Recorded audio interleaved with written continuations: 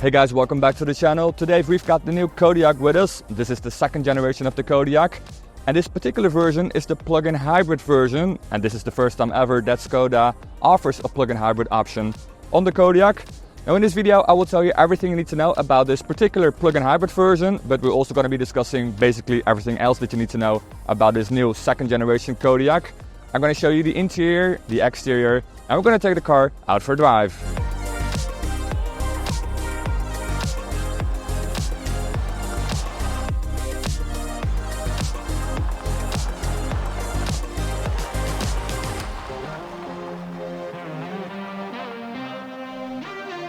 So here it is, the brand new second generation of the Kodiaq, the 2024 Kodiaq.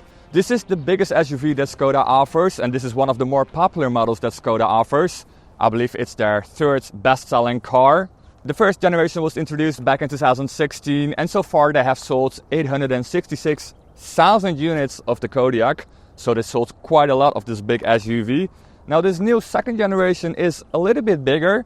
It's a little bit longer. It is, however, a little less tall. I believe it's 2 centimeters less tall. And you have a bit of a sloping roofline in the back, making it look a little bit more sporty compared to the outgoing model. But like I said, this generation is a little bit longer than the previous generation. It is 6 centimeters longer than the outgoing model. Then let's talk a little bit about the design. I think the front end design on this new Kodiaq still looks a little bit like the front end design on the outgoing model. I think the biggest change are the headlights. You get like stacked headlights with like 2 headlight units on top of each other. And here on top you get the daylight running lights. And if you go for the Matrix LED light option, you also get a LED strip in the grille. It's not like a continuous LED bar. It's more like small LED elements between the slats of the grille. Now the back-end design on this new Kodiaq doesn't look anything like the back-end design on the outgoing model, because on the outgoing model you had regular tail lights on the side of the car. But this new version has basically one single tail light. It almost looks like that because the tail lights on the side of the car are connected with this red LED bar. However, this is not a LED bar because there are no LEDs integrated. This is not a light bar, this is just a piece of red plastic. I'm sure they will integrate some LED strips here when the facelift will come in a couple of years. You also get the new Skoda writing on the back as well. So you get the S that is written in the Czech way with like a little rooftop on the S. Then let's have a look at the boot capacity on this car. Now this plug-in hybrid version has a big battery in the back, so you get a little bit less boot capacity compared to the regular petrol, diesel or even the mild hybrid version, because you got 765 liters of trunk capacity here in the back.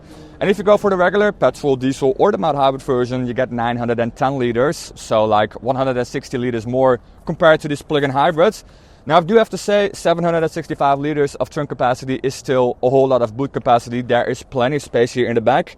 However, you cannot get a third row option on this plug-in hybrid version because of the big battery pack in the back. And if you want to have a third row, so a 7-seater Kodiaq, you have to go for the diesel, the plug-in hybrids or the mild hybrids. Now the gas tank is located here in the back, and the battery is actually located under the back seat area. And if you want to charge the car, you have to do that up front because the charge port door is located on the left side on the front of the Kodiaq. So like I said, the new Kodiaq is a little bit longer compared to the outgoing model. Like I said, 6 centimeters. Giving this car a little bit more trunk capacity. This car has 80 liters more trunk capacity compared to the outgoing model. If you go for the regular petrol or diesel versions, not this particular plug-in hybrid version. And you also get a little bit more interior space here. So you get a little bit more space here in the backseat area. Now I'm 1.80 meters and I've got the seat in the same position as how I would use it. And I've got plenty of knee room here. This is a very comfortable place to be, even if you're an adult. And I also got plenty of headroom, even with this massive panoramic roof that does eat a little bit into the headspace. But I'm still very comfortable here. Now you also get a tablet holder here in front of you, which I believe is optional. I also get 2 small pockets here. You get a small pocket for your phone and a bigger pocket here for your tablet, for instance. You also get this storage cubby space thingy from plastic that you can remove if it takes up too much space. For example, if you want to have 3 people in the back seat, you might want to remove this. And you also get 2 USB-C ports, a 12-volt outlet as well. And you can also get heated seats here in the back. This particular version has the heated seat option, and there are 2 air vents here on top. And in the center you get an armrest with 3 cup holders. The interior of the new Kodiaq looks a lot like the interior that you get in the new Superb. And I recently drove the new Superb, so if you want to see that video, look for the link in the description box down here below. And that means that just like in the Superb, you get the same setup with this massive 13-inch screen. Now, as standard, the screen is a little bit smaller. I believe it's like 10-inch. But you can also get this massive 13-inch screen. This is the same screen that you get in the Volkswagen ID.7 or in the renewed ID.4 and even in the new Enyaq from Skoda. And like I said, also in the new Superb.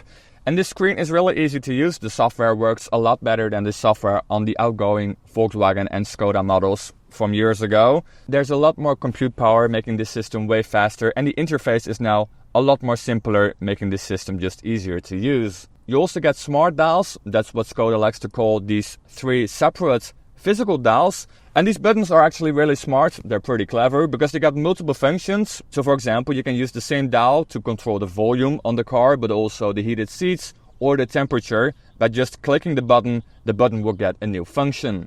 You also got a lot of space here in the center console because they removed the manual option on the Kodiaq. The Kodiaq is not available anymore with a manual transmission. So that means there's no gear lever anymore here in the center console, freeing up a lot of space for storage and cup holders. There are like 4 cup holders here in your center console. I also get 2 wireless chargers for your phone, and they're cooled. So that means that your phone won't overheat while charging. And the automatic transmission you can control by this lever here next to the steering column.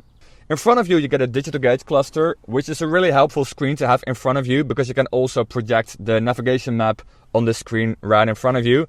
You can also now, for the first time ever on the Kodiaq, get a head-up display as well.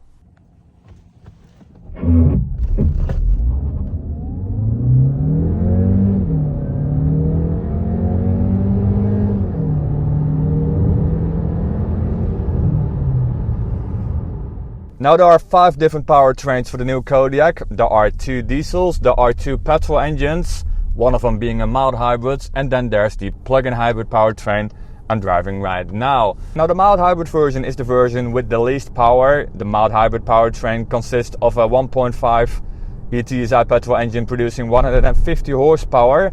You can also get a 2-liter petrol engine producing 265 horsepower. That is the most powerful version of the Kodiaq so far. And there are also 2 diesels. This plug-in hybrid powertrain uses the same 1.5 from the mild hybrid powertrain, but this version also has a regular electric motor, and the total system output of this plug-in hybrid is 204 horsepower. Now I drove the mild hybrid version a little bit earlier during this Kodiaq event that I'm at right now, and I expected the plug-in hybrid to be a lot more comfortable, and my suspicions were right. This plug-in hybrid powertrain is a lot more comfortable than the mild hybrid. If you want to see my video on the mild hybrid version of the Kodiaq, again, look for the link in the description box below. Now the mild hybrid powertrain has just enough power for such a big car like this, but I would prefer this plug-in hybrid powertrain because this car has a lot more power and you get the instant torque from the electric motor, making this car not just more powerful but also a lot more comfortable. You really have to push the mild hybrid powertrain to get the car up to speed, and you really don't have to do that in this plug-in hybrid powertrain because there's plenty of power, and again you got the instant torque from the electric motor, so this powertrain doesn't have to work that hard. Now the battery pack in the back has a gross capacity of 27.5 kilowatt hours, so it's a relatively big battery pack for a plug-in hybrid. And this plug-in hybrid can do up to 100 kilometers of electric range. Now at the moment the battery capacity is around 90% and I've got a range of 74 kilometers, which kinda checks out because usually you can never really get the official numbers on a plug-in hybrid or an electric car. Now you can AC charge this car up with 11 kilowatts, which is pretty good, and then you need around 2.5 hours to top the battery. And you can also fast charge this plug-in hybrid, which is even better, up to 50 kilowatts, which is also pretty decent considering this is a plug-in hybrid and the battery pack isn't that big. And then you need 25 minutes to charge the car from 10% up to 80%. And I do have to say the plug-in hybrid does feel a lot faster than the mild hybrid powertrain. I would really advise anyone to go for the plug-in hybrid powertrain. If you can live with a plug-in hybrid car, if you cannot charge the car at home, you're probably better off buying a regular petrol, diesel or the mild hybrid powertrain, or if you need 7 seats because you cannot get the plug-in hybrid powertrain with a 7-seat option. Now on the new Kodiaq you can also get the new DCC Plus option, which is the Volkswagen name for dynamic chassis control, so adaptive suspension. I believe it's called a little bit different on Volkswagen, it is DCC something else, but on the Skoda cars it's called the DCC Plus option. And you can really notice the different settings. So at the moment I've got the car in comfort mode, and if I press the button to sport, you can really notice the suspension firming up quite drastically.